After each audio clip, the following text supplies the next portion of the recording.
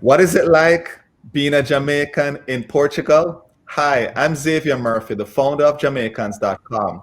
Today in Jamaicans to the World, we talk to Anna Henriques, who lives in Portugal. Hi, Anna, how are you?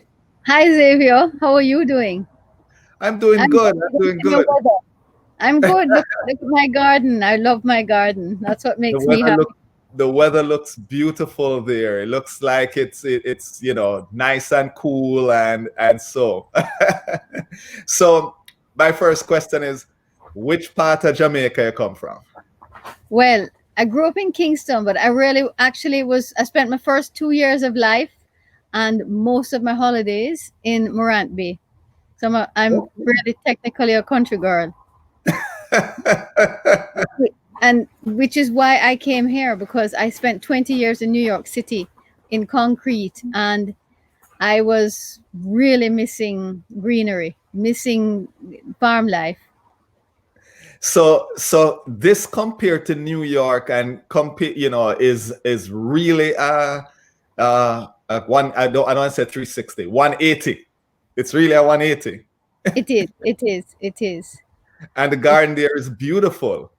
Thank you. I've been working on it, but I also, as I said, through country girl style, I was a jewelry designer in New York City and lived in concrete and literally worked out of concrete. But right behind, other side, right behind me, that way, Hmm. there, those are my chickens, my sheep, and my donkeys. Wow. Yeah, Really true country girl. So yeah. you have what I call in the country fowl. Exactly. In fact, just before we got on, I heard one of them laying, and I had to run out there and get the egg because I have one chicken that eats the egg, so I have to get them before she eats them. Yeah, So do you eat the chickens or they're just for eggs? they're just for eggs, just for Okay. eggs. Okay. And the donkey now. Tell me the story about the donkey now. Oh, okay. Well. In fact, that has its origin in Morant Bay, because when I was growing up, I had a donkey. I had a donkey named Mo, one of the Jamaican grey donkeys, and Mo got very very fat, and next thing you knew, Mo had a baby. So I had Mo and Dinky, and so I've always loved donkeys, and I've always wanted to have donkeys. And so when I came here, I mentioned it, and it's one of the people working here helping me build this place out, and he's done the gardens and all of that. Next thing I know, he organizes some rescue donkeys, because I said I'm happy to take a rescue donkey. I'm not riding the donkey and I'm not using it for pulling anything. And these two rescue donkeys are now rescued. So I have a 30-year-old female and a 2-year-old male, and both were very badly treated, very abused. So then settled down and they're happy now, and they actually now they're fat. When they got here, they were skin and bone. So the names again? What the Of names my of the donkey? donkeys? Oh, Yes. I have Zachariah, the male, and Zachariah's wife in the Bible was Bathsheba, and so we just call her Sheba for short, or Shiva. So Zachariah and Shiva, and Amalia the sheep. Interesting. Very interesting. So you have been there how long? How long have you been lived in Portugal? 9 months. I got here Oh, at the end of December. Yeah. oh. So you're just getting into things right now. Yes, it's been a bit of a baptism by fire, though. I tell you, arriving and then a couple months later, COVID, lockdown, you name it. It's been crazy. But it's made for So good stories because I've been writing the story of my move here, what actually inspired me to get here, and the whole process of finding this place and having the whole thing unfold. So I've been writing it's actually now at least book length. It's a lot of posts. so you have a blog that's on? Yeah, yeah. It's under my name, Okay. AnnaRuthHenriques.wordpress.com. Great. I think folks who are interested in making that move can follow it and check it out to hear the story. Did you go to Portugal first before you actually moved there? I did. What happened was I was planning to go back to Jamaica to my grandmother's in St. Thomas and do a similar thing that I'm doing here. What happened was I was really she had an extra cottage on her beside her house, and I was going to go just move back there once my daughter went off to college. And my grandmother was 100 at the time, and my goal was to spend her last days with her, her last few years with her, and she was going strong, sharp as anything. But then she ended up falling and breaking her shoulder and getting pneumonia and dying at Mm, 100 and a half. And it thwarted all my plans. So mm, I thought, where else am I going to go? Because I had to leave America. I mean, I just couldn't stay there any longer. And mm, that was what, 2 years ago, 3 years ago now. I couldn't stay there any longer, but I had to find a place to go. And I needed a place that I would feel at home. And I thought, where home to me was Jamaica. Anyway, the Portuguese government was offering something called the right of return. If you're Jewish and can prove your Portuguese heritage, they would give you citizenship. And my father's family is one of those old Spanish, Portuguese, Jewish families, been in Jamaica since the time of Columbus, well, thereabouts. And the names, of course, my name is actually Portuguese, which didn't register growing up because it was just a Jamaican name. And they retained their Judaism. So I applied and got accepted. And I thought, great, because at that point, my strategy was to move to France because I speak the language. I'd spent a year there as a teenager doing an exchange program with this fantastic, really fantastic family. And I'm still very close with them.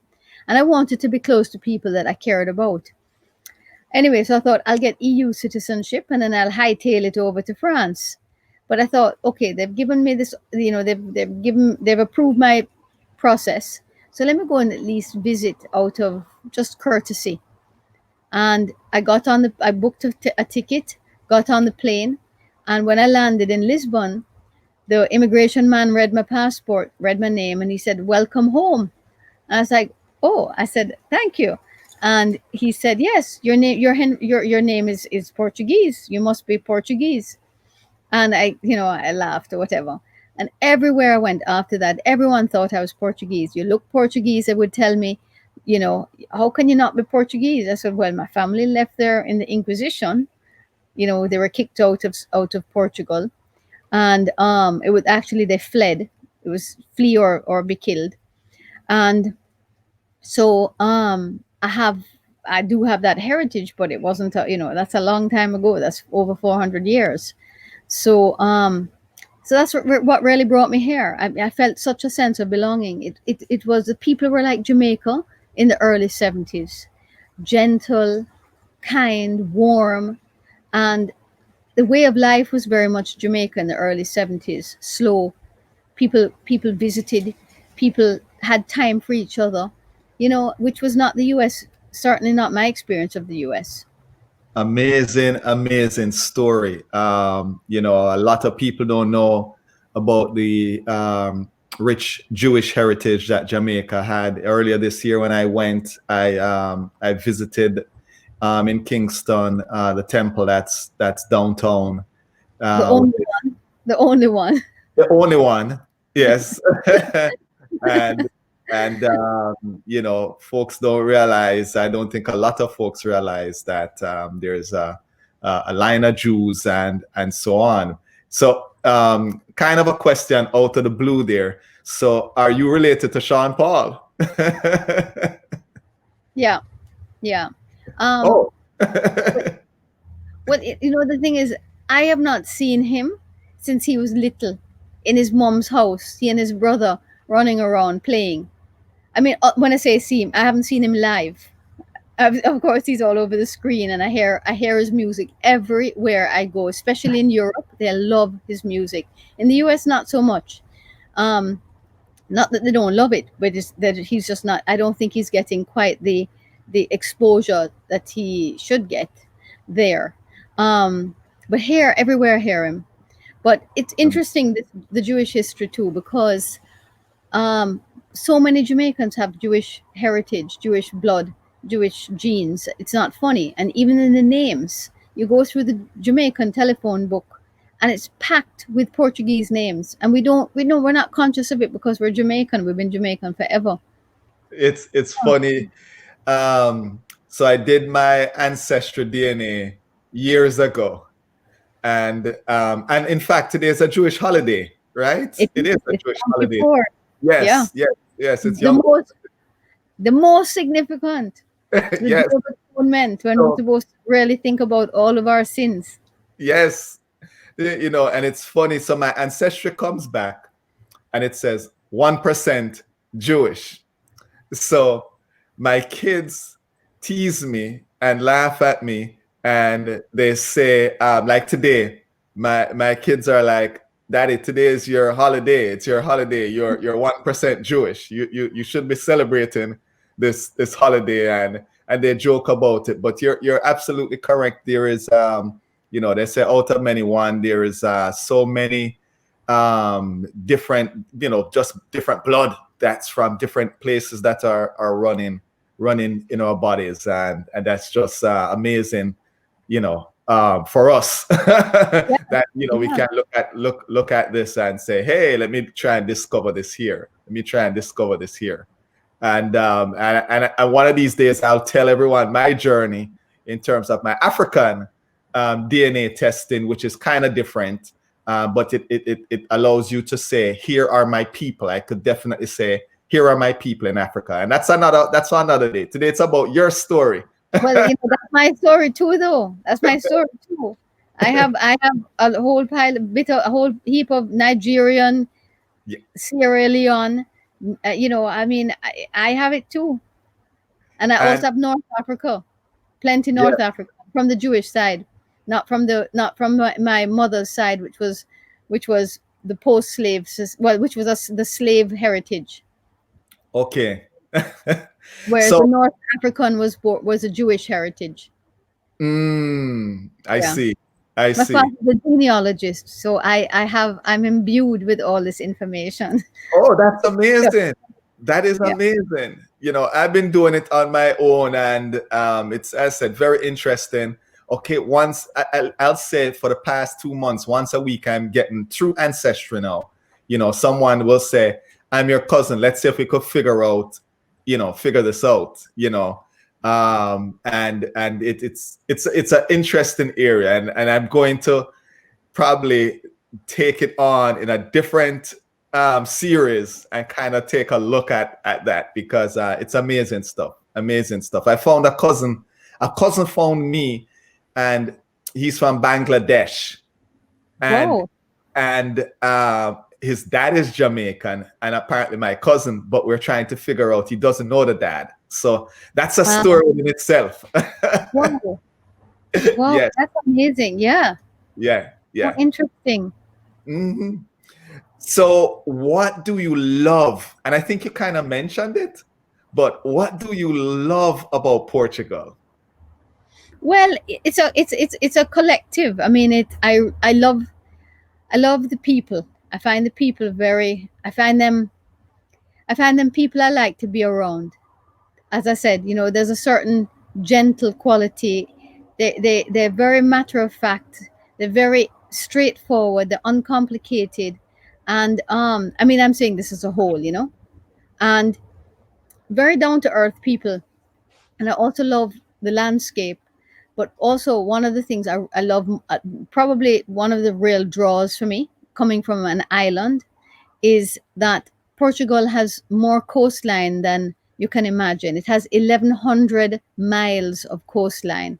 So, for an island girl, you feel like you're on an island because everywhere you look, there's ocean. So, I follow up to that is, what do you like the least?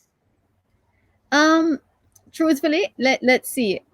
I don't like the fact that I can't speak Portuguese. I'm learning it, but I don't like the.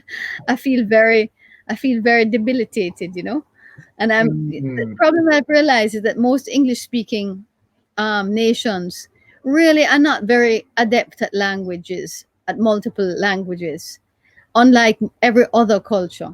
So it's a struggle to learn it, you know. You're so right about that. I know when I talk to my European counterparts, they're required fully all the way. I know in Jamaica we do, for the most part, we get 2 years of a language, Big which deal. which is probably not enough.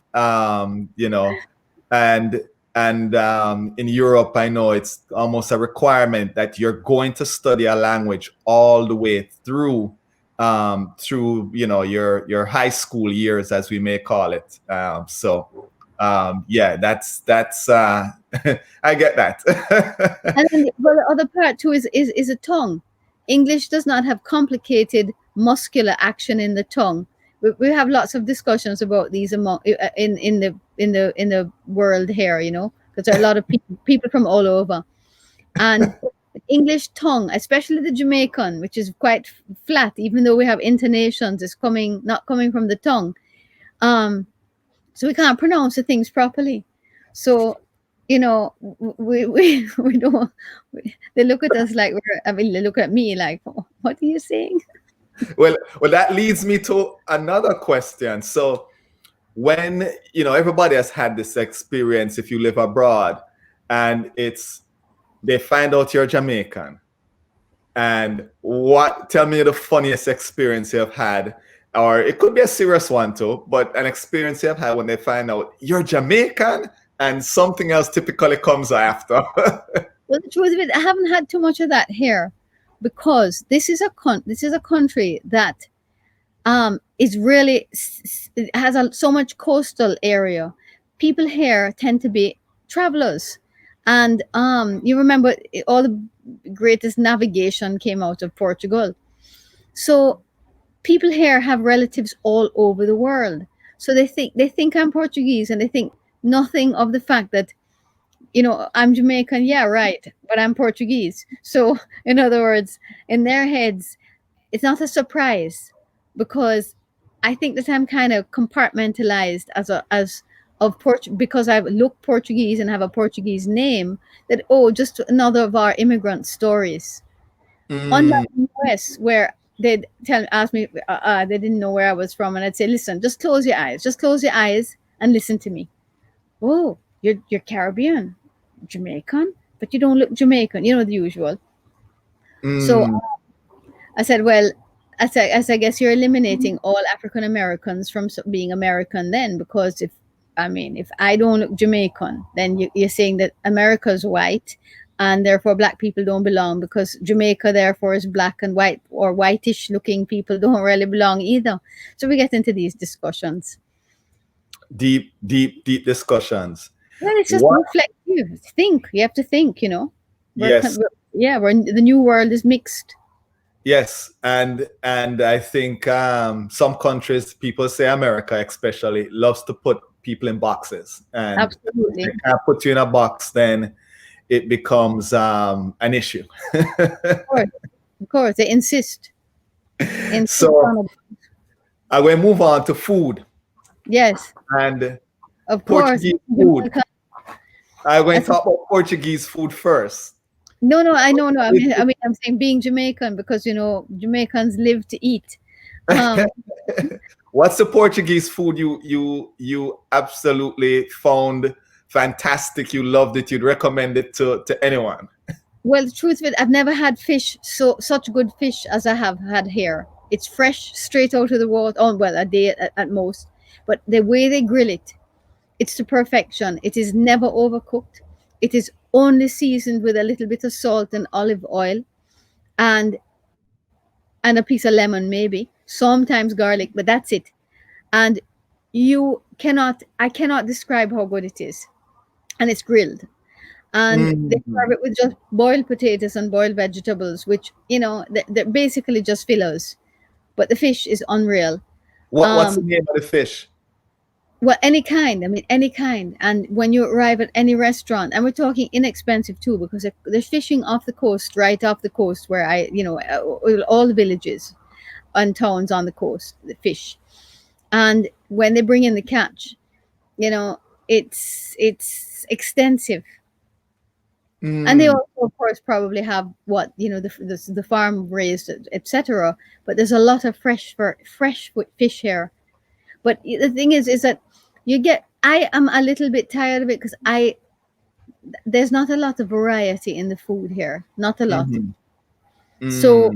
and it's very simply done. And sometimes I just crave, and I'm really mostly vegetarian, but sometimes I crave a good curry chicken. And that what you went right to my next question, which is the Jamaican food you miss the most. So it's your curry chicken is what you miss the most. Oh God, yes. Oh God.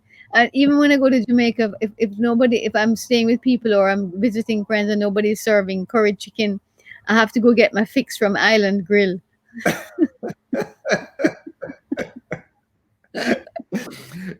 So if you come to Portugal, or if I come to Portugal, what would you say is the must see attraction, or the thing I must do if I come to Portugal? Well, it depends really. If you tell me you're very interested in history, I'd say you have to go to Lisbon, and you have to explore it by foot, and it's small, so easy to do. And Lisbon is gorgeous and absolutely packed jammed with amazing history, and it's such a beautiful, beautiful city right on the river and the ocean. But if you were looking for more of a relaxed time and just nature beauty, the Algarve. I've never seen coastline like this. I mean, I'm hard pressed to give any beach outside of Jamaica or the Caribbean any kind of accolade. But here, I was so impressed. It's not funny. And the variety of beaches, one to the next, and within short drives. High, high, high cliffs with little coves, little perfect coves in crystal clear blue water. Let me tell you. And It's sounding like Portland to me. in a different way, Portland is its own magic, and Portland is unique.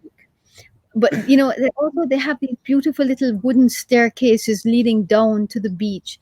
Everything is done nicely and low key, and fantastic fish restaurants right on the beach. Just one. Every beach has one, and a bar. So it's civilized, and it's low key. It's not plasticated. It's not done in the garish sort of, you know what I'm talking about. Right, Like, right, yeah, right. Disney Everything five manner. Yeah. is good. Good. So, is there one thing you miss about a Jamaica? What's that one thing you'd say? We talk about the curry chicken, but is there one thing you'd say I miss? Well, I miss my friends. I really miss my belly laughs with my friends and sitting around chatting a whole heap of nonsense, and being experts on everything. You know how Jamaicans are experts on everything, because when I'm too opinionated in other cultures, it becomes too opinionated. With when I'm with my Jamaican friends, we're all, we're all You're absolutely right. Yes, I we're miss that. all experts at everything. That's a good way to put it. Yeah, and we can laugh at ourselves and we can laugh at each other. You know, we can say, go on, man, and the person who's been taking themselves so seriously starts to laugh. Whereas here, they're kind of looking at you like, who does she think she is? When you're really just looking for some good verbal interaction. Culturally, did you find anything? And I think you may have mentioned it just a little bit that in terms that it's like Jamaica in the 70s, but did you find anything culturally similar to Jamaica there? I mean, we're a mold of different cultures in Jamaica, or food again, out of many one food, and so on. Any of those, things that you found culturally kind of similar? Well, um,